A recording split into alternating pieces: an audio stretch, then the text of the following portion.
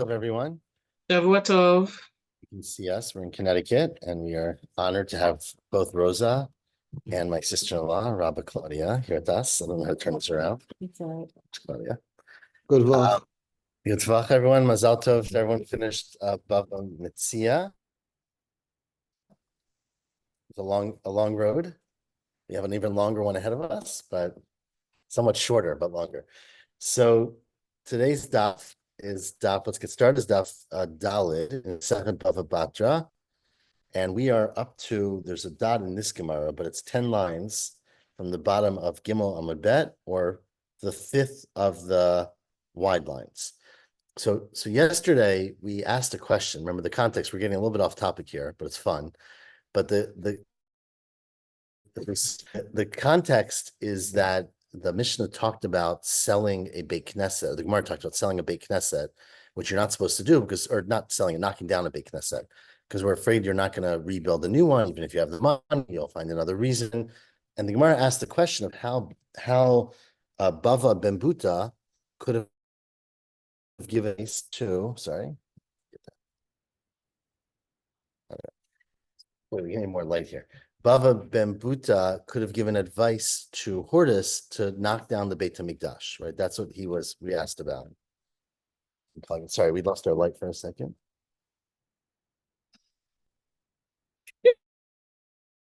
I can't see anything. So, sorry. Technical issues here. We may have to move. Claudia, you want to move to the kitchen? Work.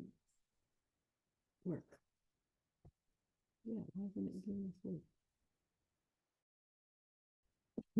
this? Sorry, everyone. If you could turn off, I'm going to turn off the camera because we're going to move for 1 minute.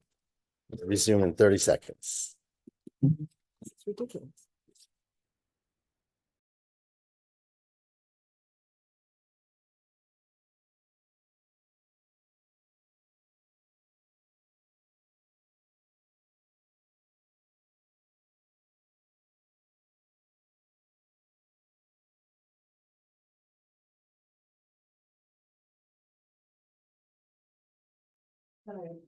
Okay, well lit now. Hopefully you guys can hear us. We're a little further from the Wi-Fi. That's the downside. So, okay. So the question that we raised yesterday was, how did Bava ben Buta give advice to Hortus to knock down the Beit HaMikdash? So it says now, let's get to this story. What happened? So fascinating story. Again, I don't know. Let's read it, and then anyone who knows historical facts and can comment is welcome to. But says the Gemara, Hortus Abda de Beit Chashmonai Havi.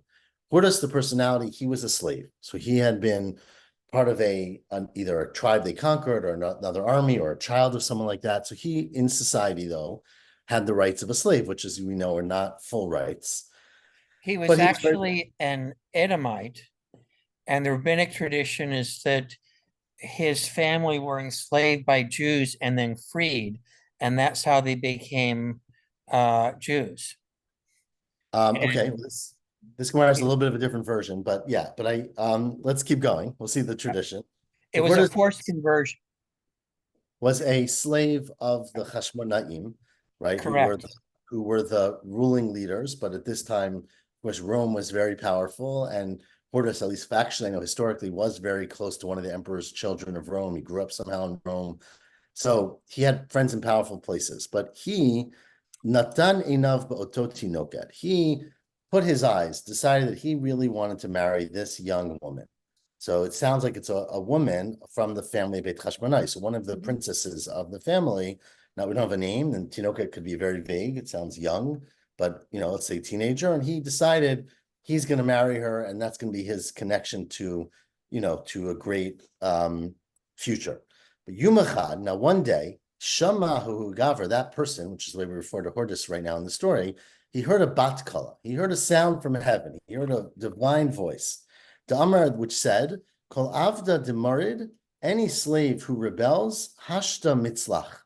Right now is maybe it's the way to Kol avda demarid hashta mitzlach. Any slave that rebels right now will be successful. So he took that as a good sign. Come, Katlino, the Kulo Marita. So he got up and he killed his master and the whole family, right? The whole I don't know, dynasty of Hashmonai, but the whole, people who would have otherwise enslaved him. Everybody. Right. So I think later he Just killed more and secret more. Yeah, it's just Right. secret. But he killed his children, he killed that, and he killed a lot of people. But at this point, he was killing his masters. So he killed his masters, which is one way to become free, I guess, right? If you no longer have a master, you're free. But Shaira Lahudi Nukta, but he left behind one surviving family member who was the woman, the girl he wanted to marry. She did not want to marry him. When that girl saw that he wanted to marry her, Salika Leigra, she went up to the roof, and our Gemara doesn't really say what happened, but the context implies that she jumped off that roof and she killed herself. So she committed suicide. Rama Kala, and the voice went out. Again, it's not clear. It's her voice, his voice, the bat kol. Amran had said, anyone who comes and says, I am related and I come from the family of Beit Chashmonai, which was the royal family that was very respected in the society, as that had slaves and royalty, etc., is lying. And they must be a slave family. The only person who was left from that family who wasn't slaughtered was this girl. And this girl, right? We had that in the Yichsin section. In Kiddushin. Same Correct. story. And this girl jumped from the roof, so she was demonstrably killed or killed herself. And so there's clearly no surviving relatives from Hashmonai. And anyone who says that they are is someone who was a slave, so they were maybe part of the family, but not a legitimate necessarily part of the family, and either like Hortus somehow snuck their way in, or over the generations was able to get people to forget. Anyways, that's what we quoted earlier. Hortus took her body. Tamna sheva shnin beduvsha. He taman literally means like embalmed her essentially in honey. Again, can't speak more to whether that's an effective strategy to preserve a body. But basically, Hortus preserved her body for 7 years in honey. Now, Ikadami, some say it was some sick sexual thing, because he had intercourse with her dead body in this preservation over those years. Ikadamri, and some say he did it, lo ba'ila, it was not for that purpose. So what was the purpose? We'll see. Damri la ba'ila, those who say he actually slept with her body, hatamna lituva liyitzrei. The reason, he had this tremendous desire to marry her for whatever reason, to sleep with her, and she was dead, but he didn't stop him. So he kept fulfilling his desire with her corpse. But the Amrila, those who say lo ba'ila, that he didn't sexually, or whatever you call it, take advantage of her, the Tamna, the reason he preserved her is Kehecha de Nemru bat Melech Nasav. He sort of, this sounds like a very difficult charade to keep up, but I guess people saw her body through the door somehow and entombed in this honey, and he somehow spread the word. Maybe it was a secret that she killed herself, and he made people think, or he led people to think that she's still alive and that he married her, and that gave him legitimacy for a period of 7 years. And then I guess, once he was legitimate enough or had power, he was able to bury her or admit the ruse. So anyways, that's part of the story. So Hortus becomes famous, he becomes wealthy, he becomes powerful, how he get it, going from a slave to being a free person. But either way, Hortus wanted to be the governor. Remember, the Romans really controlled the world at that point, showing that section of the world. And Hortus wanted to be appointed the governor of Israel. He was Jewish, or now Jewish. And however, the Chachamim had said that it was not a good idea, or not allowed, because we darshaned earlier, if you recall, in Kiddushin we had this, that it says Mikerev Achecha, right? When you come, some tasim alecha melech Mikerev Achecha, you're going to make a king for you among your brothers. So Tosfos points out here, the simple meaning is has to be Jewish, right? Among your brothers, meaning your Achecha Yisrael. But the Chachamim took that a step further, and they said Achecha excluded someone who didn't have good yichus, who was born a slave. And so by that definition, Hortus was not eligible to be a king. So he said to himself, he said, Man darish Mikerev Achecha tasim alecha melech. Who are the ones who said that the pasuk of Mikerev Achecha tasim alecha melech excludes me as coming from a slave family? That's the Rabbanan. That's the rabbis. So their interpretation limits me from getting power. Kam katzlinu lekula Rabbanan. He killed all the rabbis. Right now, from the context later, we'll see. It seems more likely that he killed the Sanhedrin, but he clearly killed all the leaders. Tosfos points out very interestingly here, and again, which part's historical exactly, I don't know, But if you recall, I think the story is amazing. And remember, Masechet Pesachim, we had a whole story about Hillel coming from Bavel, and there was Shabbos, or they were Tameh, I think it was Shabbos, whatever, it was Tameh, and they had to bring the Karban Pesach, and nobody knew what to do. The I knife remember was in the lamb. The knife, they carried the knife inside the lamb. Right, it was Shabbos. That's correct. It was Shabbos. That is correct. Thank you. It was Shabbos, right? So they didn't know what to do, and they had a whole question. And Hillel, so there, Tosas asked the question because Tosas points out that there he came to the Rabbanan, and they said, "Oh, we'll accept what you said," and that was right. They were viewed as being very respected. But Tosas points out here that the tradition is that Hillel came 100 years before the Beit HaMikdash was destroyed, and that Hortus became king, or this story happened 103 years before the Beit HaMikdash was destroyed. So basically, Hortus, wiped out the higher echelon of rabbis, and in some ways, Hillel came into that vacuum essentially, which is fascinating. But again, I don't know the exact dates, but that's the Timing is about right. Yeah, no, it's fascinating Yeah. when you think about how it evolved. But either way, we don't want to get too off track. But that is just the Tosas, the bottom Tosas here talks about it. But either way, he killed all the rabbis. Shavke the Bava ben Buta, but he left behind some, right? He obviously he was not an idiot. He wanted to have some rabbis who knew something. So he left behind Bava ben Buta lemishkal itzamina, because he wanted someone who he could trust to get good advice, or to either advice because he trusted him, or because he wanted to understand what the Torah taught, because the Jews were still a Jewish nation, right? So he left behind Bava ben Buta, but part of his diminution, I guess, of the rabbis was that he didn't want him to be powerful, and he blinded him. So Ahader le Kalila Daila, he brought him this Kalila Daila. I don't know if it was in English. I think it's like a porcupine, is how Rashi makes it sound like.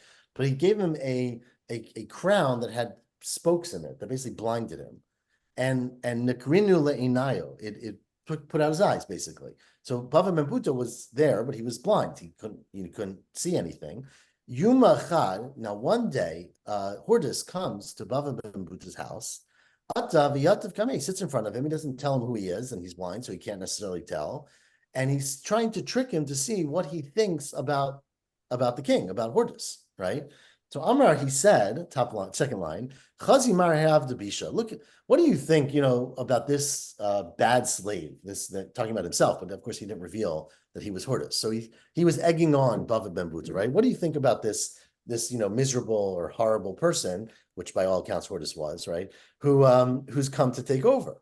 So Micah,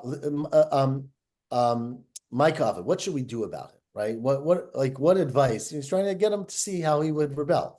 Amarle, so Bava ben Buta said back to Hortus, my Avidle, what can we do? Right? We're not, what are you suggesting? Which is not the most neutral thing to say. But anyways, Amarle, so Hortus, again, disguised Hortus, said, Niltai Amar, right? Why don't you curse him? You're very powerful. You're a rabbi. You have trust. You have connection to God. Put a powerful curse on him. Amarle said, the pasuk says, Gam b'madcha melech al tikalel. Even when he's in his plain clothes, right, he doesn't look like a king, never curse a king. You have to have respect for a king, even if you think he's a bad person, even if that's a pasuk from Mishlei. Amalei said, well, Hailav Melechu, but he's not a real king, right? He's a fake king, or he shouldn't be a king because he's from slaves. Amalei, so Bava ben Buta said back, okay, maybe he's not a real king, but Lahave Ashir Ba'alma, it's definitely filthy rich, right? There's no question that Hortus was very wealthy. So treat him like you would any other rich, oligarch. And the end of that pasuk in Mishlei is, even in your bedchamber, al tikalel ashir. Don't curse someone who has the power to, stick it to you. So he said to him, someone here has another girsa, right? So on the side, at least in mine, I don't know if everyone has the same Gemara, that there's an answer to this. That they say, Amaleha Avdu, that he's really a slave, and so even though he's rich, maybe it's okay to curse him. So he said back to him, so Bava ben Buta said back at least, Lo Yehel Nasi, even if he's not a legitimate king, because he's not from the right yichus, he's certainly the governor, right? He's certainly the most in charge of the person. So treat him like a nasi.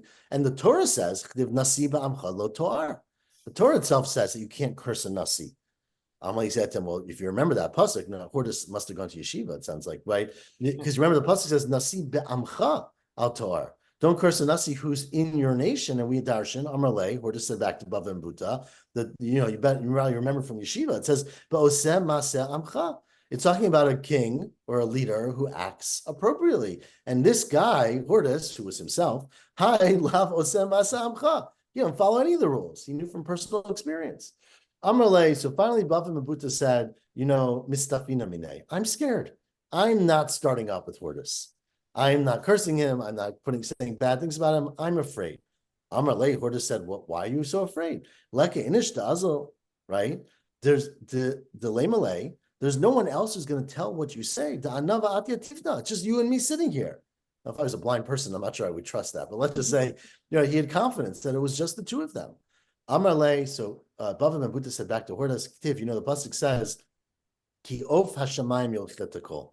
Even the birds in heaven can take your voice. Balkanafayim yagid davar. And the wings, the winged animal can tell. Meaning that you're never trust. Even in the quietest, secretest, most isolated place, your words will get out. And Bava Mebuta was very consistent that despite all the provocation, I'm not going to say anything bad about Hortus. Amarle, finally Hortus revealed himself. Anahu, I'm him. So good job, you passed the test. But said Hortus to Bava Mebuta, Yahavi Yadana the Zihira Abanim Kulihai. If I knew that the rabbis were this circumspect, right? That they again, nothing that Bava Mebuta said was good about Hortus, just to be clear. But he was, I'm not going to hurt you, and I recognize where power lies, and I'm not going to step in your way. So now Hortus says, if I realized that the rabbis would have done that, I wouldn't have killed them all. Lahavi Katilnale. Now, of course, the common problem of people who are murderers is hashta maita kinte. Right? Like, what do you do? I can't bring him back to life. I've obviously done things that one can understand are going to be terribly viewed by murdering, the entire echelon of society.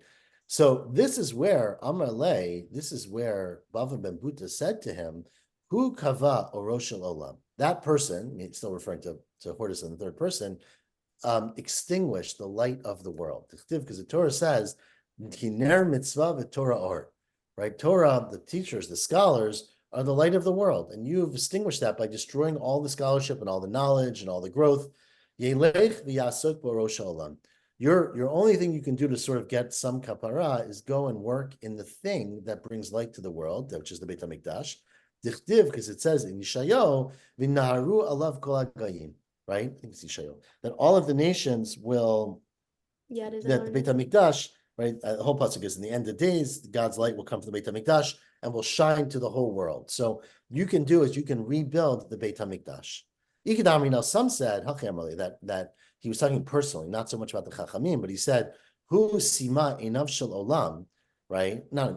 He blinded the eyes of the world, which are both, it's like a double entendre here, because it's both Bava Bemputa's eyes, but also Dichtiv, it says, V'haya imme einei ha'edah. Remember Sanhedrin, this pasuk is referring to Sanhedrin, but if a person sins against Einei Ha'edah, this week's parsha, right? If you sin against Einei Ha'edah, that's referring to Sanhedrin. So therefore, Yelech v'yasok be'eino sha'olam, Hortus should go and help the eyes of the world. It says, I'm going, this is a bad pasuk when it talks about how destructive Hashem is going to be against the Beit HaMikdash.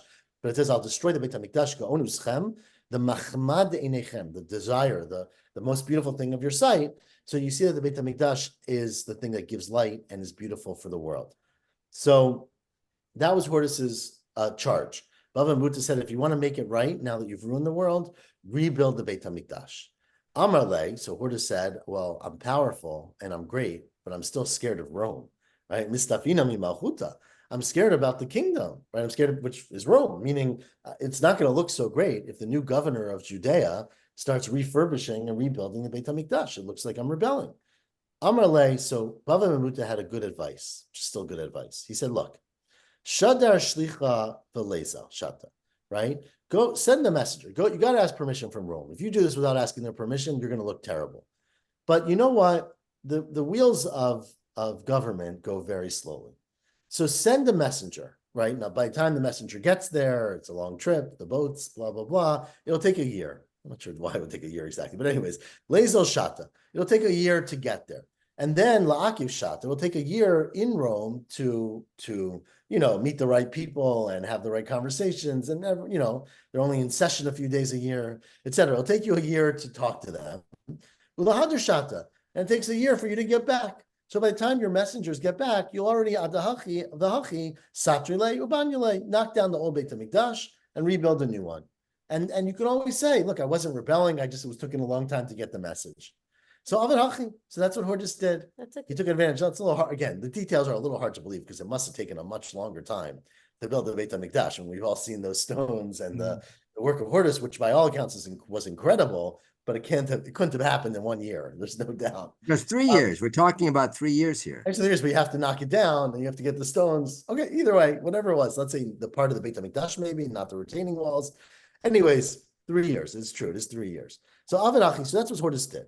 So Sholchole, so the message they got back from Rome, apparently 3 years later, was look, so he came to Rome. I guess the message he sent, which it doesn't say what it was I want to knock down the Beit HaMikdash and rebuild it more sustainably and more beautifully.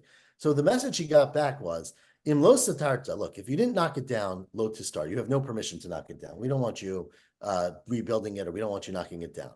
But since, we know a few years have passed, I guess Rome knew that if you're sending a message from a far-flung province, though again, Judea was not so far-flung, that it's going to take a time. Im satarta al tivni, don't rebuild it.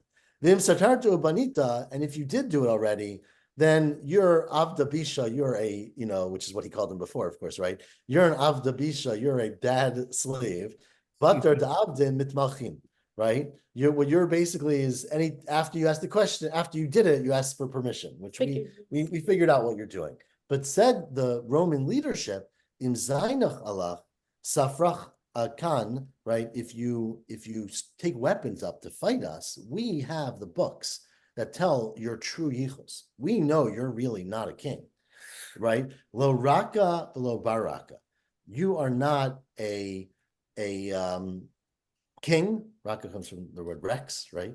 You're not a king, and you're not a bar. You're not the son of a king. Hordis avda kalnaya mitavid. You are a slave who got his freedom by killing the people who he worked for. So you are, in the books now. Again, everyone's sort of looking past this because he was clearly a Roman governor and he got permission to build and to do everything.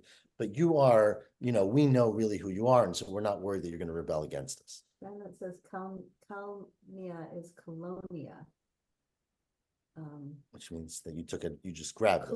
Which is a Latin word. Yeah. There's a lot of And words. Koran says that it was originally a settlement of decommissioned Roman soldiers who were exempt from paying taxes. Got it. It's not what Rashi says exactly, but anyways. So but basically you are not legitimate and you're not a real threat, let's say. Now It's pretty good. 2 Latin words in the same line of Gemara. That's rare. So ask the Gemara, my raka. What is a raka? What does raka mean? Malchuta. It means you're a king. Dichtiv anochi hayom.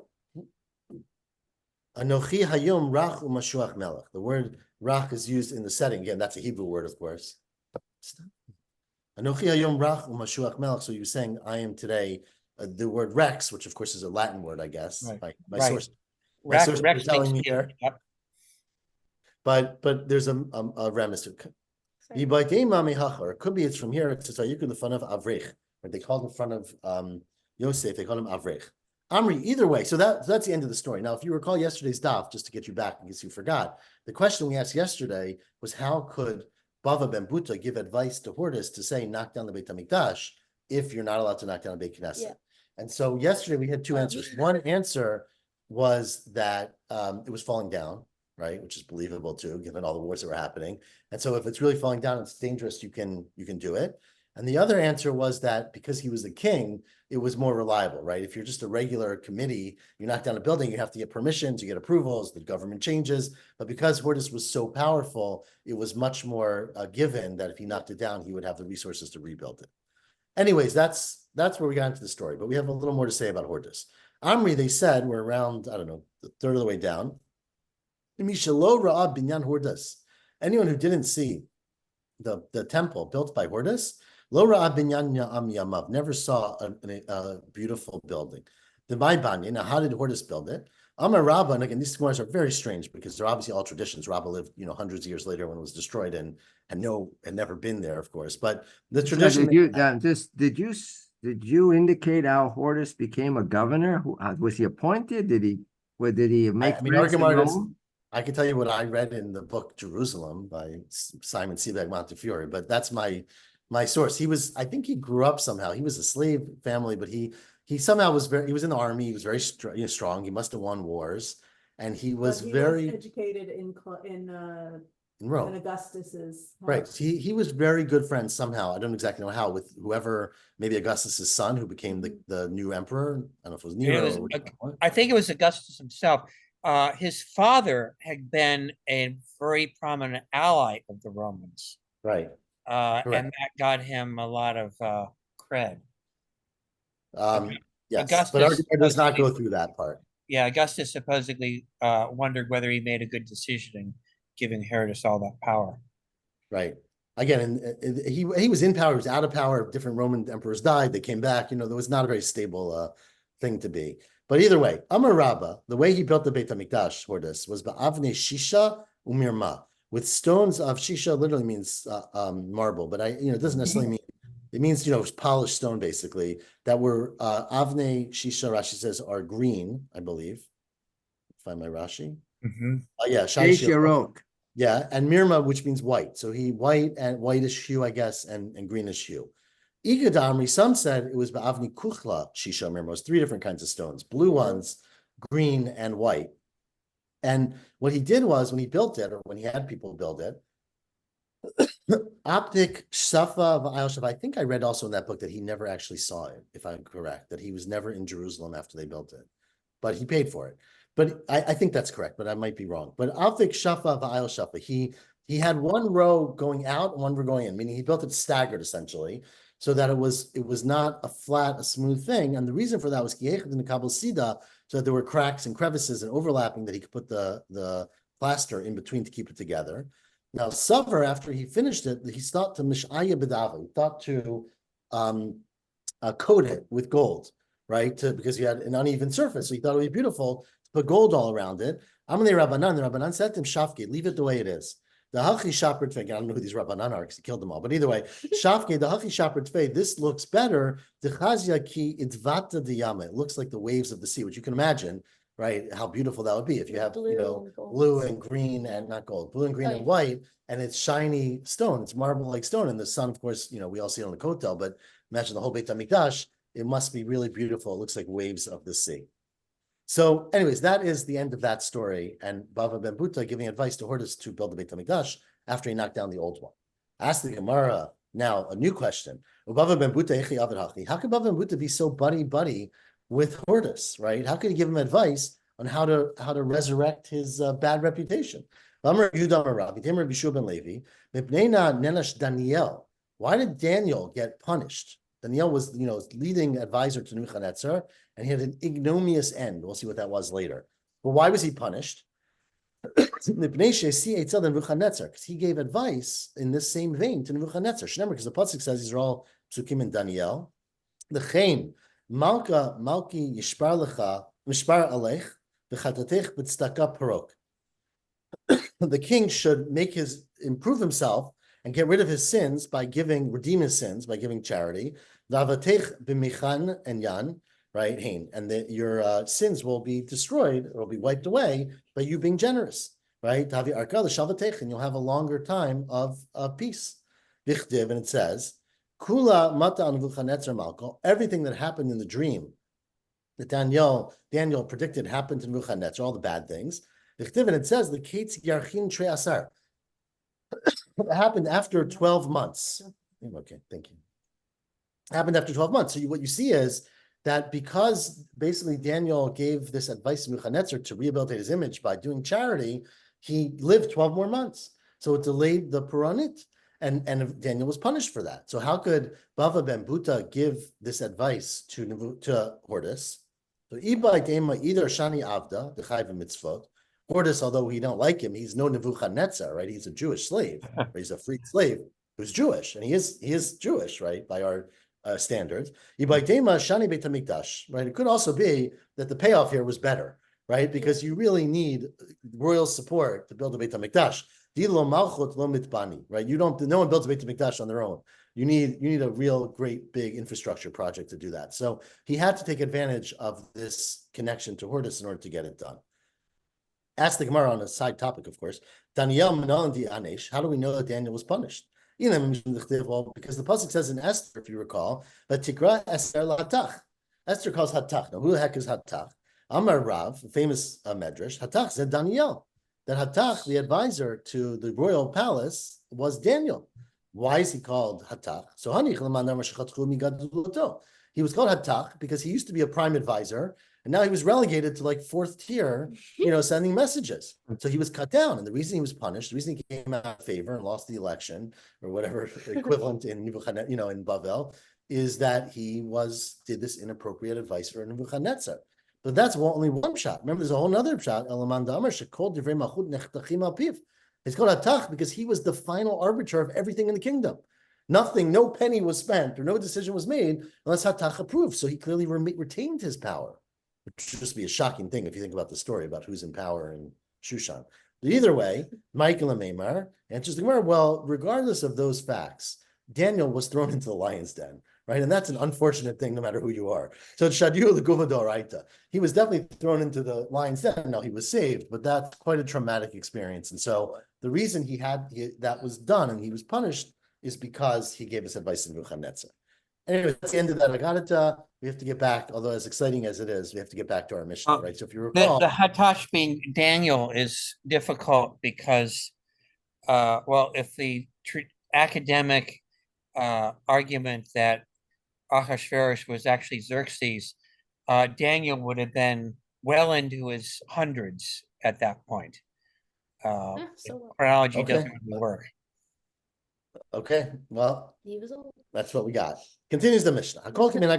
Everything is done. Remember the Mishnah, if you recall back, getting off these stories of war and plunder, right? It was the story of two partners who had a courtyard together and they need to build a fence. So we said if they should build whatever the Minhag Medina, whether it's thick stones, thin stones, we had a whole discussion about stones. And then the Mishnah said, Medina, you follow local customs. What's that including? That includes not just stone, which is all the Mishnah talked about, but there are places where the custom is to build fences out of reeds or palm branches, right? Which obviously have to be tied together. There's no question, but they are the support of the wall. And the same thing would be true there. You would follow whatever the local custom is based on how much space you need to give a fence of reeds or bamboo or whatever you give. Lefikach, continues the Mishnah, if the wall falls down, then the place that the wall was built and the stones are owned by both groups, by both partners. Says my Pshita. Well, that seems to be pretty obvious. It's where it fell into one person's side. Or it fell on the weekend and one of them cleaned it up before the other one got home. And so now it's in one person's reshut. And remember, usually then, if you have mamana mutal b'safek, where you have money that's unknown, you would go hamotzi mechaver lav haraya. You would say if there's a chazakah, you should go with the person whose house it's in, right? Anyways, answers the one. I would have thought that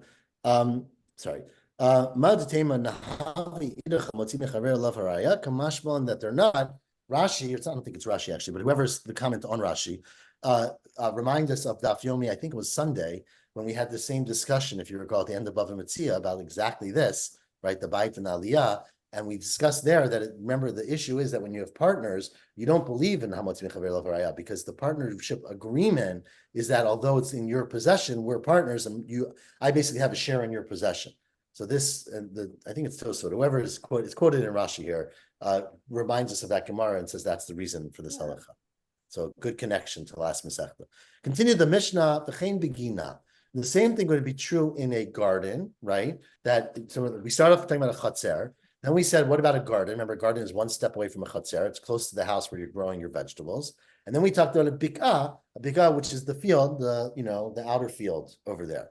Says the Gemara, the whole Mishnah doesn't make a lot of sense because the Mishnah says, the same is true in a garden. And then it continues and says, I don't have the words, there we go. If it's a place where they usually build a fence, then you have to do it, which implies that if it's a stam gina, you don't build a fence, right? That stam gina, there's no responsibility. If I want it, I got to do it in my part. And if it's a place where that's the custom, you have to do it. It says, Hagufa kasha. So it's a contradiction in terms. Because Amrit, you said b'chein begina. And then you say, makom shenagu ligdar mechayvinoto, implying hastama mechayvinoto. That if it's a stam gina, and we didn't talk about it before this together, you can't force your partner to make a fence. But then Ema Sefer, look at the next words in the Mishnah. It says, aval bika, But a valley, which again is a further field, makom shenagusha lo ligdar in mechayvinoto. It's a place where the custom is not to make a fence, you don't have to do it, implying that stam, you'd have to do it, right? Hastama mechayvinoto, which makes no sense because, certainly there's less likelihood to make a fence in a far field than in something close to the house, right? Hashta stam gina amritlo, stam bikami boy. A gina, we said stam, you don't have to, bikami boy, you certainly don't need to. And I just want to remind everyone, it gets very confusing, which is fine. But if you recall from yesterday or 2 days ago, Daf, the main purpose of this fence is privacy, not to keep animals out, right? So there's fences, there's things you might make to keep animals out, which is different. This is a fence of, remember, 4 amot, that is there to hezegriya, to prevent someone not looking into your field. So that's why the more remote it is, the less likely it is that you're concerned about that. So Amar Abaya said Abaya Hachikam. We're going to be in a stam that we say ain't mechayvimoto. Oh no, we say mechayvimoto. Sorry, say that again. I thought we said if it's stam ain't mechayvimoto. Now we say it's mechayvimoto. Right. So that's the Gemara's question. That by a gina, the language implied stam ein mechayvin. It's only if it's a makom shenagu. But by bika, the language implies that stam you are chayav, and it's only a place where you're not noheg, makom shelo nagu, you don't have to do it. And that goes against logic. You shouldn't be stam chayav in a bika if you're stam patur in a gina. Says Abaya, you're right. Hachikam. This is what the Mishnah means. Stam gina. If a stam gina, you also are supposed to put a fence. Makom shenagu ligar bibika, and in a valley where stam you don't build a fence, if it's a place where the custom is, then mechayvinoto. Amalei Rava says, Rava, that's a great shot, but it doesn't add the words of the Mishnah. Mishnah says l'chein begina, and then it says aval bibika, implying they're separate things. Rava, Amalei Rava, and came my aval. El Amar Rava, you're right. Rava doesn't disagree with the Bai, he just reads the Mishnah differently. Hachi katani. This is how you should understand the Mishnah. L'chein stam gina. The Mishnah is saying this is the rule for a chatzer. And a gina, a stam gina, makom shenagu ligdar dami, and mechayvinoto. Stam gina is a makom shenagu ligdar, and you should do it unless you have a custom against that. Aval, the third case is stam bika, which is remote, and therefore it's kimakom shenagu nagu dami ve'im mechayvinoto. And so again, it all depends on the custom, but this is the stam custom in a gina, and a bika, and a chatzer. Ella. What do you do if the person does not want to go in with you on building a fence? So if you have, let's say, a 10 amma chatzer, each one is 5 amot, you can't build the fence in the middle. You have to move it into your property and build the fence, right? So the Mishnah continued, we're 7 lines from the bottom. Ella imratza, if one partner wants to build a fence, then and the other one doesn't want to, and it's a place where you can't compel them. Then kones t'toch shelo bonev oseh chazit. You should bring it into your own side. You should build the fence, but you should make it chazit. Chazit means, let's say, a little lip around the fence, around the top, so you can designate that you built the whole thing, so that when one day, 30 years from now, it falls down, we don't assume that it's a fence that belonged to both, and therefore the stones belong to both, and the property is both. We know it was from one side, okay? Asking where my chazit, what is this lip that I talked about? Amrafuna, afele the karna libar. What you should do is you should bend a little bit. So elongate the fence on the top towards the outside. So you make a fence and make the top stone maybe go out a little bit. Okay, we got pictures here, but in the Steinsaltz. But you said that very fast. Are you saying a lift, a lisp, a lip? What's the word? I said the word lip, but that's not, I don't know if that's a good English word. Maybe a little cornice on one side. A cornice is a better word, sounds like. So you basically have a straight up wall, and you add a small amount on the outside of the wall, meaning towards your neighbor's part of the chatzer, to designate that this is my own wall. It's not a fair flat wall. It goes out because it's mine, right? So ask the Gemara, why not make the lip or the cornice on the inside? Make it on your side. Well, if you make it on your side, you might wake up one morning and you'll find that your neighbor made one on his side, right? Then your neighbor will put it on his side, and then it'll be on both sides, and he'll say, "Oh, it's half my fence." Right? He'll say it's mine and yours. Yachi says, "Well, okay, but if your neighbor's a really rotten guy, you know why you want to make a fence, but why aren't you worried that he's going to shave off this cornice, right? Yachi hashanami guys lechavre, right? He'll shave off. Guys means like rub off, the cornice, and he'll say, there's no cornice on this fence. So that's where, well, you can tell. If someone was built and then someone else sanded it down, I guess they didn't have electronic sanders, you can tell that it was cut down. So Gizuza made the people will tell, and it'll be a big scandal that he did this thing. Ikadamina, some said, 3 lines on the bottom, Amar Funa, Michva Lekarna Milagav. That doesn't mean that you should make a little cornice, is the word that Claudia does. Or molding, but what you should do is, where's my words?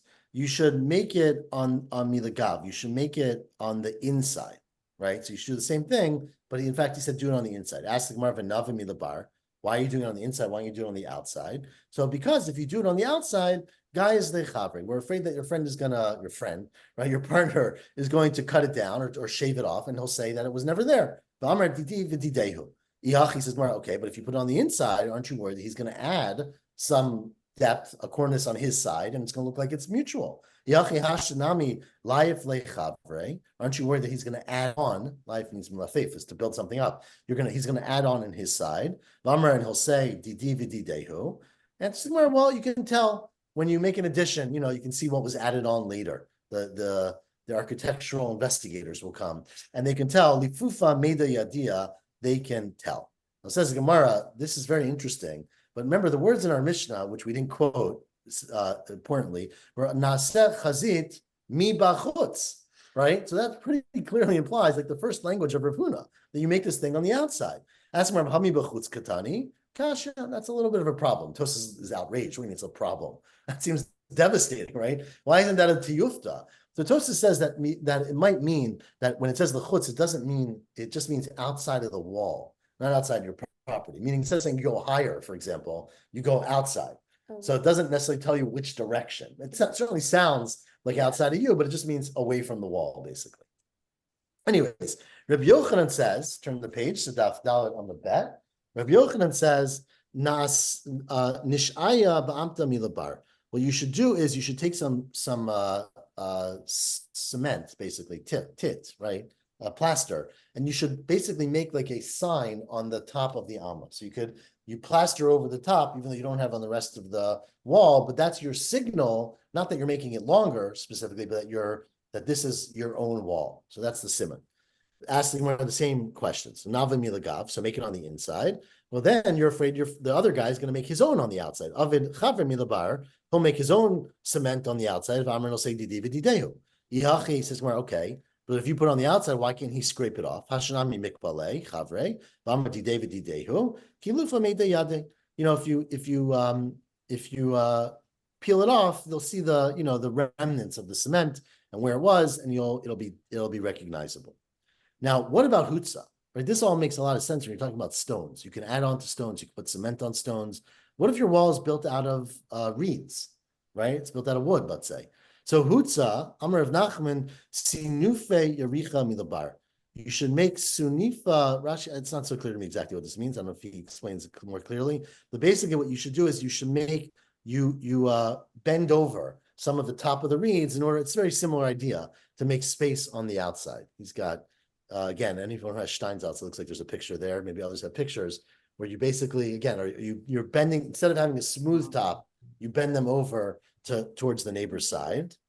Asking more the same question, B'nave milagav, why don't you put it on the inside? Because the same issue. Then Avid nami chavre milabar, the other guy will make it on his side, and he'll say, Amri didevi didehu, yachi hashtanami gayas v'shadilei.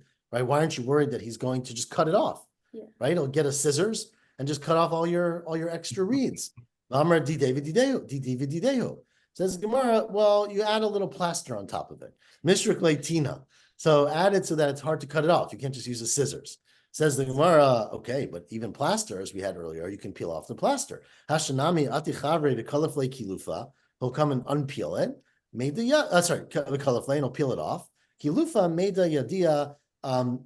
When you peel things off, you can tell. And that's the answer that Rav Nachman gave. Abaya said, you know what? It seems like a big problem. I don't actually think you have a solution. If you're hutzah, letle takanta ela bishtara. If you build your wall out of reeds, there's no real way to make it so that you could prevent someone from cutting off their side or making it even. And so really you're stuck. So what do you do if you're stuck? You should put a shtar. And this is different than usual shtar, which is an agreement. This is a shtar of proof, meaning bring two witnesses, have them see you did it, write in a document, we watched Reuven build this fence on his property on this day. So that's your proof. Continued the Mishnah, the final case in the Mishnah was Avoim Asumidat Shnehem. If they did it, both of them did it, then you can make a lip on both sides, a cornice on both sides. Amarle Rava mi Parzuka Ravashi, why are you putting a cornice on two sides? Just do nothing. Yeah. Right? Lo yasu lo zeh velo zeh. Right? Neither side should do something and then just say put up a fence and it looks like everyone owns it. Why do you have to make a symbol on both sides? He said, Lo tzricha, amarle lo tzricha, dechadim chad minayav avadidei. What happened was one of the partners, when they were building the wall, made a beautiful cornice on his side, right? Because he wanted people to think that maybe it was his wall, right? Vilo avid chavre, and if the other one doesn't do it, we're afraid he's going to come and say, Didihu, it's my wall. Says, well, so the Mishnah is saying to do this because we're afraid someone's going to cheat you. Matana Takanta the Ramai, right? The Mishnah comes to tell you, do this because we're afraid of a tricking case. Says the Gemara, it's question, Kamash Malan. The Tana is telling you a solution for someone who's cheating. Amarle said, so he said back to him, why is that bothering you now? The whole first part of the Mishnah was afraid about someone cheating, right? The Reisha lav takanta the Ramayu. Wasn't the first part of the Mishnah also takana for Ramai?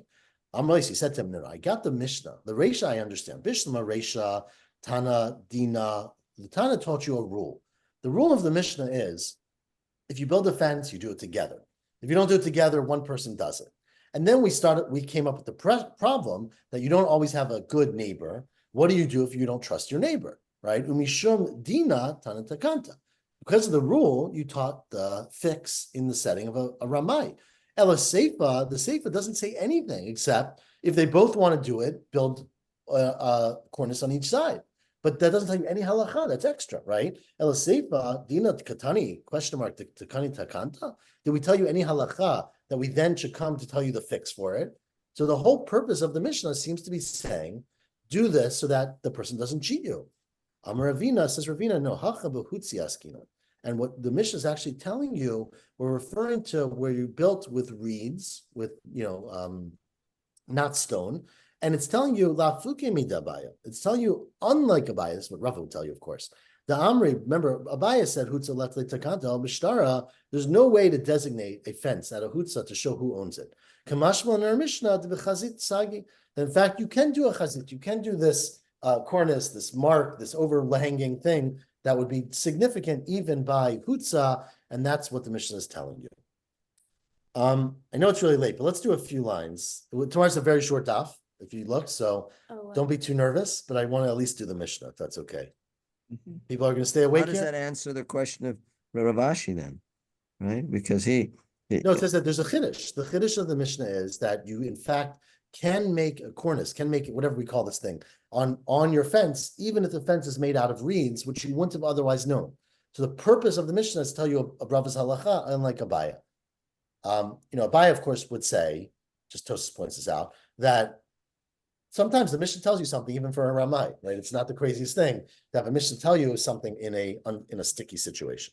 Well, we were saying here that this is a case where they both agree, the Sefer, right? So why is it even necessary? The Gemara raised the question for them, either one of them to build an extra piece. It's sufficient. Once they made an agreement, they don't need to build anything extra. Well, I wouldn't say they both agreed, but we're afraid that one's going to go back and is going to lie about the agreement. That's the whole problem, right? That 20 years from now, although they both agreed, one's going to say, oh, no, it's my fence. And he's going to make a lip or an addition to prove that. So that's why the only way to go against that is for them to both do it in the beginning. So then they both build an extra piece? Correct. Yeah. That's what the Mishnah said. Each one, on each side, you build the extra piece. So then 20 years from now, in the meantime, one of them could add an extra lip to the extra lip. I mean, there's Ein Davar Sof. Where's the agreement end then? So first of all, you're correct that people can always cheat. But the point is that you can't say my extra piece is double your extra piece, so it's my fence. Once there's an extra piece, it's a siman that they contributed each to the fence. As we said earlier in the Gemara, if someone shaves off that extra piece, it becomes nikkar. People can see. And so it wouldn't be something that was thought to be done. Yep. But it's true. You better have a good relationship with your neighbors. Anyways, we'll do 5 minutes because I know it's really late, and we're gonna finish the whole daf tomorrow, I promise. Says the Mishnah, Hamakif et chavero mishalosh ruchotav. Fascinating Mishnah. A person is surrounding his friend by 3 directions. So one person owns a field, and 3 sides of it, someone else owns the fields. The 4th side, he does not.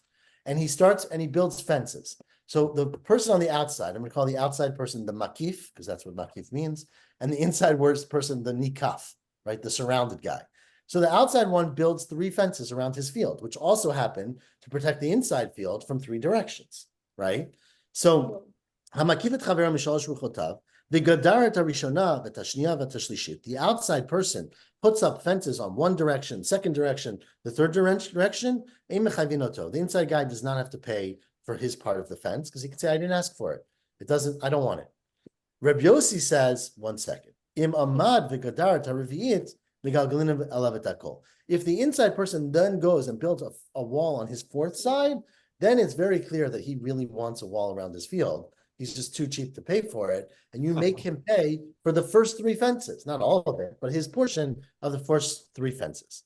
Now, Amar Yehuda Amar Shmuel, halachak Reb Yossi, Damar im amad v'gadar tarviyit migalgalinav etakol.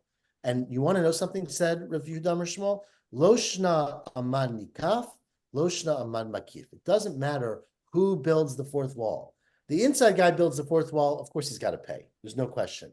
But if the outside guy builds the 4th wall, the inside guy still has to pay. Why does he have to pay? He didn't build anything. Because when there were only 3 walls, he could say, look, 3 walls does not protect my field. The animals could still come in and eat my fruit. But once you build the 4th wall, you gave him benefit and he has to pay. We will see as we continue how much he has to pay. But he has to pay. So now. Well, he's basically, doesn't he have to pay to get entrance to his own field? How can he get into the field? Let's buy a helicopter. No, I mean, it could be a fence with a door, right? Obviously, it's a fence. It's a wall. It's not. Yeah, he's not encircling him. So Itmar. Now I'm going to read a little more. I'm not sure if I'm doing the right thing, but I'm going to try. Itmar. Rav Huna Amar Hakol lefi ma shegadar chayav. Rav Huna said, Magadar, sorry, that everything you're chayav based on the cost of the fence. So if the fence costs $10,000, a beautiful stone fence, and the inner guy has 25% of the area, he's got to pay 25% of that. Chia Barav said, no. You don't pay for an expensive fence. Even if you build a beautiful stone wall, the inside guy can say, Hakol lefi dmei kanim bezul. I would have gotten the cheapest, junkiest, ugliest fence, right? That costs $30. That's the part I'm going to pay you. You did a fence, I'll pay you for the fence, but I'm not paying you for your beautiful fence, which you made for yourself. Now it's not. Our Mishnah said, but